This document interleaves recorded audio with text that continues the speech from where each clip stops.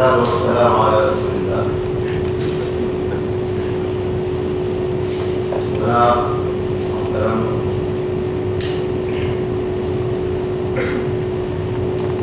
والدین اور علماء،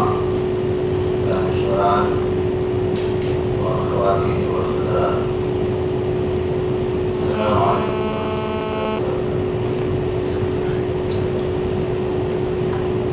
مجھے بہت خوشی ہے اور میں شکریہ ادا کرتا ہوں کہ مجھے ایک ایسی تقریب میں بلایا گیا جس میں مختلف زاویے خیال سے ایک اہم شخصیت اور اس کی کتاب کو موضوع بنا کر اظہار خیال کا کیا گیا. اور میں سمجھتا ہوں کہ مختلف نقطۂ نظر کی سننے کے بعد جو اس کا انتظار ہے اور اس کا مجموعہ ہے، اسی میں سے کوئی روشنی مل سکتی ہے. اور تمام لوگوں کی باتوں میں سن کر کوئی قدر مشترک تلاش کرنا، وہ جمہوریت کی بھی جان ہے، وہ مشاورت کی اور شورا کی جان ہے. اور شورا کا فائدہ یہی ہے کہ سب لوگوں کی بات سن کے اس میں سے قدر مشترک تلاش کی جائے. اور میں سمجھتا ہوں کہ ہماری قوم کے درمیان میں الحمدللہ قدر مشترک موجود ہے اور ہم بظاہر مختلف باتیں کر رہے ہوتے ہیں، لیکن حقیقت میں ہمارا مقصد ایک ہی ہوتا ہے اور ہم اس ایک مقصد کے لیے مختلف راستوں سے اس ایک منزل کی طرف جانے کی کوشش کرتے رہتے ہیں. ہم سے ہر ایک چاہتا ہے کہ ہمارا ملک اخلاقی لحاظ سے بھی ترقی کرے، علمی لحاظ سے بھی ترقی کرے، مادی لحاظ سے بھی ترقی کرے اور ہم دنیا کی قوموں کی صفوں میں ممتاز مقام حاصل کر لیں. ہم میں سے ہر ایک کی مخلصانہ خواہش ہے، ہماری کوشش ہے. ہم اس کے لیے اپنے ملک میں جو خرابیاں ہیں ان کو بھی تلاش کرتے رہتے ہیں کہ کہاں کہاں خرابیاں ہیں، کہاں کہاں خامیاں ہیں، ان کو کس طریقے سے دور کرنے کی ضرورت ہے. اور اس کے لیے ہم تجربات سے فائدہ بھی اٹھانا چاہتے ہیں. میں سرسری طور پہ میں نے یہ کتاب کو دیکھی ہے، یہ تو نہیں کہہ سکتا کہ پوری پڑھی ہے، 8 گھنٹہ 2 گھنٹے میں نے اس کی برقراری کی ہے، کافی رہتی ہوں. تو جناب عادل محمد نے کہا ہے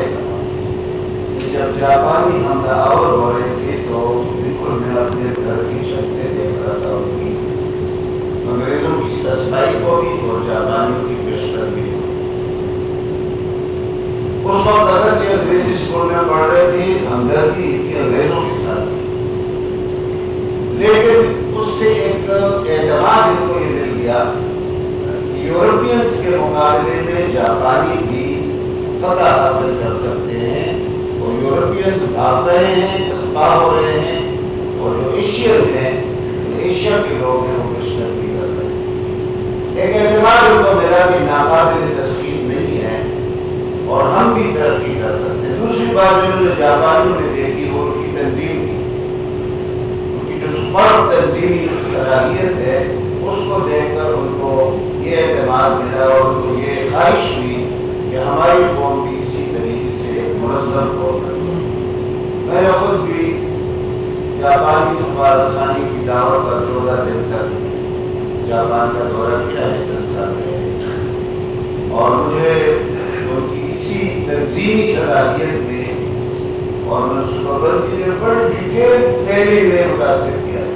بہت تفصیل کے ساتھ. یہاں تک بھی ان کے جو چیزیں منظم ہیں کہ پلیٹ فارم پر آپ کو اگر ٹکٹ ملے گا تو پلیٹ فارم پر آپ کی جگہ متعین ہوگی کہ اس جگہ آپ کھڑے ہو جائیں گے تو آپ کو جانا نہیں پڑے گا ڈبے کے پاس. جو 500 کلومیٹر فی گھنٹہ کی رفتار سے ٹرین آ رہی ہے، وہ اس ٹرین کا دروازہ ایک آپ کے سامنے کھڑا ہو جائے گا اور آپ کو اسٹیپ اینڈ ہولڈ پر جانا پڑے گا. اس ڈیٹیل کے ساتھ کمپیوٹرائز، اور سب سے پہلے انہوں نے ٹوکیا کو اسی طرح کمپیوٹرائز کیا تھا کہ آپ کی گاڑی میں بیٹھے ہوئے ہیں اور تنگ گلی انچوں کے اندر وہ جو کمپیوٹر ہے آپ کو گائیڈ کر رہا ہے کہ آپ لیفٹ ٹرن کریں رائٹ ٹرن کریں، آپ نے ٹیلی فون ملایا ہے اس جگہ تک، اور جہاں پہ آپ کا ٹیلی فون مل چکا ہے ایک اس کے دروازے تک آپ کا کمپیوٹر آپ کو پہنچائے گا پوری ٹوکیو کی کروڑوں کی آبادی کی شہر میں، اور تر گلی کی گلیوں کے اندر بھی آپ اپنے کمپیوٹر کے ذریعے سے آپ کی گاڑی میں پڑا ہوا ہے اور لگا ہوا ہے، آپ وہاں تک پہنچ سکتے ہیں۔ انہوں نے مجھے بتایا کہ 99.9% لوگ لٹریٹ ہیں، خواندہ ہیں، اور لٹریسی یہ ہے کہ جس نے 12 سال کی تعلیم مکمل کی ہو وہ لٹریٹ ہے، اور 99 ایک فی ہزار کون ہیں جو لٹریٹ ہیں، یہ مینٹلی ریٹارڈ ہے، جن میں صلاحیت نہیں ہے، میں نے ان کو بھی ان کی چھوڑ دیں، ان کو اسی طریقے سے اس کے حوالے نہیں کرتے رہا مقرر کے معاشرے کے، ان کو بھی کچھ نہ کچھ پڑھانے کی کوشش کرتے ہیں، ان کو اسی جاپانیوں کی اسی تنظیم میں اور علم میں جو ان کی ترقی ہے اس میں متاثر کیا ہے۔ ہم جب علم میں ترقی کرتے ہیں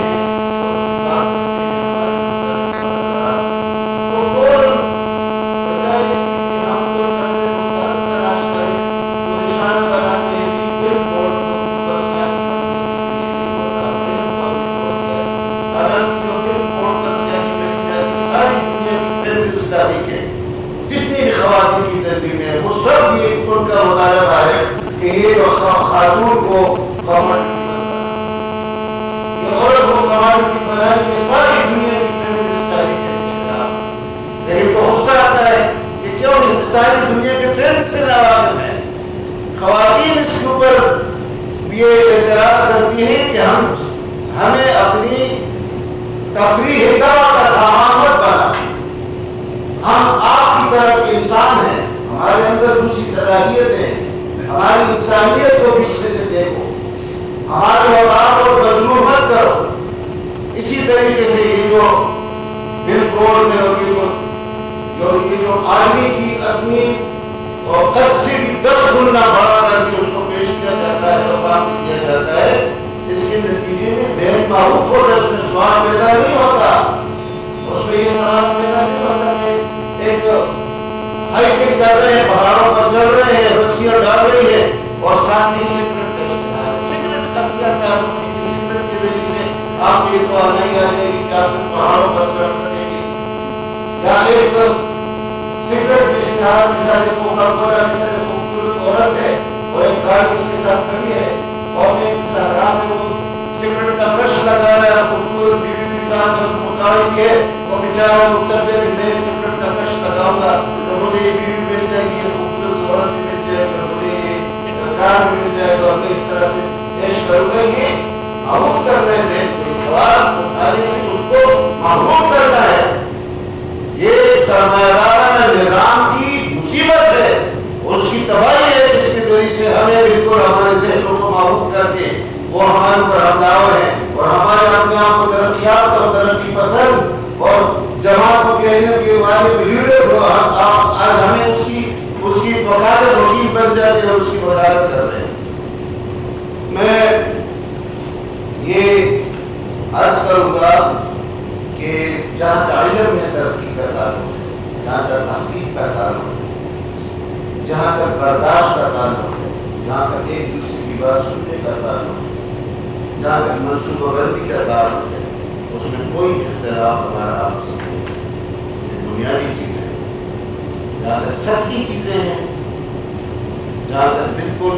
دھوکہ دینے اور فریب میں مبتلا کرنے والی چیز، ہمارا مسئلہ ہمیشہ یہی رہا کہ ہم نے وہ سطحی چیزیں اپنانی ہیں اور جو واقعی ترقی کرنے کی چیزیں ہیں ان کو ہم نے نظر انداز کر دیا۔ اور ہمارے جو قومی شاعر ہیں انہوں نے اس کا بھی کی طرف بھی متوجہ کیا ہے کہ ان ظاہری ترقی کی اور چمک دمک کے باوجود وہ انسان کے اصل مسئلے کو حل نہیں کر سکتے۔ ڈھونڈنے والا ستاروں کی گزرگاہوں کا اپنے افراد کی دنیا میں سفر کر نہ سکا، جس نے سورج کی شعاعوں کو گرفتار کیا، زندگی کی شب تاریک سفر کر نہ سکا۔ کچھ بھی نہیں دیا انہوں نے انسانیت کو، اضطراب کے بغیر، بے چینی کے بغیر، مغرب میں بھی انسان مضطرب ہے اور مشرق میں بھی انسان مضطرب ہے، اور اس کے مسائل اسی طرح کی جوں کا توں ہے، اسی طرح محرومی کا شکار ہے، اسی طرح غربت ہے۔ اور مہاتیر محمد نے بھی اپنی کتاب میں یہ بالکل واضح کیا ہے کہ ایک زمانے میں 2020 تک وہ خواب دیکھ رہے تھے کہ وہ یورپ کے ہم پردہ ہو جائیں گے، ترقی پذیر ملک بن جائیں گے، اور یہ جو پورا ایریا ہے مشرقی ایشیا کے ممالک کا، فلپین، تھائی لینڈ اور جنوبی کوریا، انڈونیشیا، ملیشیا، یہ پورا جو خطہ ہے سب سے بڑا ترقی یافتہ خطہ اور سب سے بڑی قوت، اقتصادی قوت بن جائے گی۔ اور ان کو یہ خواب تھا اور یہ خیال تھا اور یہ تمنا اور آرزو تھی کہ اس طریقے سے وہ دنیا کے اندر ایک بڑی دھاک بٹھائیں گے، اور امریکہ بھی ان سے پیچھے رہ جائے گا اور یورپ بھی ان سے پیچھے رہ جائے گا، اور ایشین ٹائگر اس طرح سے آگے بڑھ جائیں گے۔ لیکن جب 1997 میں جارج سورس نے اور ایک آدمی نے اور ایک سرمایہ دار نے، اور بار بار اس کا ذکر ہے، وہاں پر حملہ کر دیا اور اس پورے خواب کو چکنا چور کر دیا، اس کے بعد وہ ان کے اوپر یہ حقائق روشن ہوئے کہ آپ کس طریقے سے خوابوں کی دنیا میں رہتے ہیں، اور کس طریقے سے ایک شراب تھا جس کے پیچھے ہم جا رہے ہیں۔ اس کے بعد اس نے ایک نئی سوچ کے ساتھ یا نئی تھنکنگ کے ساتھ کہ کس طریقے سے دنیا میں ڈومینیشن حاصل کرنے کی بجائے ایک عدل اور انصاف کی دنیا کس طرح بن سکتی ہے، جس میں گلوبل ولیج کے لیے وہ آپس میں ایک دوسرے کے ساتھ تبادلہ ہو اور ایک دوسرے کے ساتھ مفاہمت ہو۔ آخر میں اس نے اسی پر کیا ہے کہ ایک ایسی دنیا جو ایک دوسرے کو برداشت کرے، جس میں صرف سرمایہ کو اجازت نہ ہو ٹریول کرنے کی، جس میں انسانوں کو بھی ٹریول کرنے کی آزادانہ اجازت ہو۔ انہوں نے بات نہیں کی ہے، لیکن میں ویسے ایک جملے متنازع کے طور پر آپ سے یہ کہتا ہوں کہ 3 سال پہلے بھی مجھے ویزا نہیں دیا گیا ملیشیا کا، اور اس دفعہ بھی مجھے ویزا نہیں دیا۔ میں اپوزیشن کی سب سے بڑی جماعت کا پارلیمانی لیڈر ہوں، لیکن انہوں نے ٹورسٹ ویزا پر بھی پابندی لگائی، اور وہاں پہ پہلے بھی ہم نے کوشش کی کہ ایک کانفرنس منعقد کرے۔ اس دفعہ دوبارہ ہماری خواہش تھی کہ وہاں پوسٹ وار عراق پر پوری دنیا کی دانشور آ کے ملے اور آپس میں بات کرے، تو وہاں پہ پتہ چلا کہ وہ جو بلا رہے ہیں تو وہ گڈ بکس میں نہیں ہے، اور انہوں نے پہلے سے اس بات کی کوشش کی ہے کہ راستہ نہ بنے، وہاں پہ ہم نہ جا سکیں۔ تو یہ لیکن کتاب میں انہوں نے اس بات کی وکالت کی ہے کہ ایسی دنیا جس میں صرف سرمایہ پر پابندی یعنی آزادی ہو، جس میں لوگوں کو بھی آزادی ہو وہ ٹریول کر سکیں، اور ایشین لوگ امریکہ میں، آسٹریلیا میں اور ترقی یافتہ ممالک میں جا سکیں۔ میں جغرافی کا طالب علم ہوں، اور میں جب طالب علم تھا تو اس وقت میں نے پاپولیشن پر ایک کتاب پڑھی تھی طالب علم کے طور پر، اور اس پاپولیشن کی کتاب میں یہ خطرہ ظاہر کیا گیا تھا۔ یہ 1962 کی بات، 1962 میں اسی آخری سال کا طالب علم تھا، اور اس وقت یہ خوف تھا، اس پاپولیشن کی کتاب میں خوف تھا کہ جو مشرقی ایشیا اور ان لوگوں کی آبادیاں بڑھے گی تو یہ کسی نہ کسی طریقے سے راستہ نکال دیں گے ترقی یافتہ ممالک تک، اور یورپ کی ترقی میں اور آسٹریلیا کی ترقی میں اور امریکہ کی ترقی میں یہ صدار بن جائے گی، اور اس لیے ان کی آبادی بڑھتی ہو، آبادی کو روکنا چاہیے۔ یہ کتاب کو 1956 میں لکھی گئی ہے۔ اس وقت سے آبادی کے بڑھنے کا خوف کہ ہماری طرف سے بڑھیں گے، اور یہ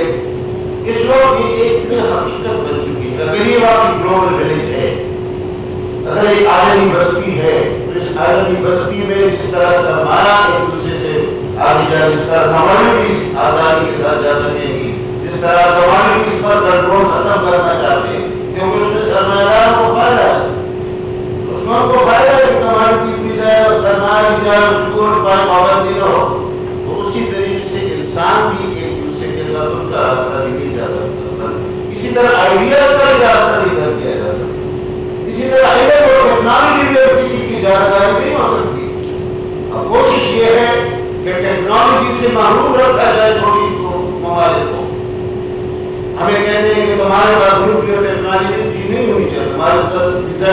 ٹیکنالوجی نہیں ہونی چاہیے. یہی بات نہیں ہے، بلکہ آج مسلمان بچوں کو جو جینیٹکس کی تعلیم ہے اس کے میں بھی داخلہ نہیں ملتا. نیوکلیئر فزکس میں نہیں ملتا، لیکن یہ جو جینیٹکس ہے ان کی اس میں نہیں ملتا. تو اس میں بھی مستقبل میں اس بات کا امکان ہے کہ اس کو ویپنس کے طور پر استعمال کیا جائے گا. تو اس لیے یہ جتنی بھی پابندیاں ہیں ان پابندیوں کو اگر ختم کر دیا جائے اور گلوبل ویلیج بن جائے، آئیڈیاز بھی جائے ٹریول کرے اور سرمایہ کے ساتھ وہ انسان بھی ٹریول کرے اور ایک دوسرے کی عالمی بستی بن جائے گی جس میں قومیت کا تصور ہے کہ اتنے قومیت اور نسلی قومیت اس کی وجہ ایک عالمی بستی میں ہر طرح کے لوگوں کو مل جل کر رہنا پڑے گا اور مل جل کر رہنے کا ڈھنگ سیکھنا پڑے گا. مل جل کر رہنے کا ڈھنگ یہ ہمارا ایمان ہے، اسلام نے سکھایا ہے. کسی اتنی اور کسی نسلی اور کسی لسانی بنیاد پر نہیں ہے بلکہ انسانی بنیاد پر ہے. حضور نبی کریم صلی اللہ علیہ وسلم نے فرمایا قرآن کی زبان، یا ایھا الناس انی رسول اللہ الیکم جمیعا، اے لوگوں میں تم سب کی طرف اللہ کا بھیجا ہوا رسول ہوں. اللہ نے ان کو رحمت للعالمین کر کے مخاطب کیا اور اللہ نے ان کو سارے انسانوں کی طرف بھیجا اور ان انسانوں کو کہا کہ تمہیں ہم نے ایک مرد اور عورت سے پیدا کیا اور ایک دوسری جگہ فرمایا کہ نفس واحدہ سے پیدا کیا، تاکہ یہ بھی بتا دے کہ عورت اور مرد الگ الگ نسلیں نہیں ہیں، نفس واحدہ سے پیدا کیا. اور تمہیں شعوب اور قبائل میں تعارف کے لیے تقسیم کیا. تعارف کے معنی دوستی، تباغض اور دشمنی کے لیے نہیں بلکہ تعارف کے لیے اور دوستی کے لیے تمہیں تقسیم کیا ہے. اور ان کو یہ سبق دیا کہ تم مل جل کر رہو اور عجمی کو عربی پر اور عربی کو عجمی پر اور کالے کو گورے پر اور گورے کو کالے پر. اگر کوئی فضیلت ہے تو صرف تقویٰ کی بنیاد پر ہے، جو اللہ کی زیادہ قریب ہے وہ زیادہ معاف کرتا ہے. نسل کی بنیاد پر ہے، زبان کی بنیاد پر. اس طرح کی انسانی برادری